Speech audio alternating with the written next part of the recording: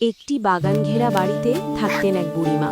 তার সঙ্গে থাকতো একটি ছোট বানর ছানা। আও বানর নাম আম পারো। পাপ্পু। পাপ্পু আম বুড়িমার পাচ্ছি। খুব কথা শুনতো। সাবধানে নাও বুড়িমা যা নাও। বলতেন সে তাই করত। এই পাপ্পু, একদিন এই আমটা বুড়িমা কত টাকা? বললেন, আমগুলো অনেক বড় হয়েছে। পাপ্পু, আম কত কিছু টাকায়? বাজারে প্রতিটা বিক্রি টাকা করে তো আয়। ধরে দাও। একটা দাও, পাপ্পু আমাকে গাছ দুইটা থেকে দাও আম পাপ্পু। পেড়ে হ্যাঁ, এই ঝুড়ি নিন। ভরে মাথায় ধন্যবাদ। নিয়ে বাজারে গেল।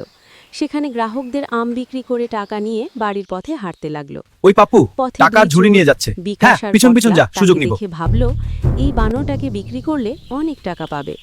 তারা কলার মধ্যে ঘুমের ওষুধ মিশিয়ে পাপ্পুকে খেতে দিল। কলা দেখে খুশি হয়ে পাপ্পু খেয়ে ফেলল এবং ঘুমিয়ে পড়ল। চোরেরা তাকে ধরে নিয়ে গেল। এদিকে ঠিক আছে, পাপ্পু বানরটা দেরি ভিতরে বন্ধ। করায় এখন বাইরে বুড়িমা অপেক্ষা করি। চিন্তিত হয়ে কেউ আসছে তাকে না তো? খুঁজতে শশ, বেরোলেন, চুপ থাক, শব্দ কিন্তু কর না। কোথাও পেলেন না। চোরেরা পাপ্পুকে ঘরে আটকে রেখে অপেক্ষা করছিল। হঠাৎ রাস্তার পাশে ওই বাঁদরটা তাদের ট্রাকের বাড়িতে নিচে একটি ধরো। লরি হ্যাঁ, ধাক্কা দেখো দিলে পাশে ধরুন, বাড়ির পালাবে না। অর্ধেক ভেঙে পড়ে। হ্যাঁ, ভিড় কেউ দেখে আটকে তারা রেখেছিল। বুঝলো পাপ্পু পাপ্পু সাধারণ নিরাপদ বানর ফিরে নয়, এসেছিস। তার কারণে আয় বুড়িমা শিক্ষা তোকে পেয়েছে। জড়িয়ে ধরি, শান্তিতে থাক এখন।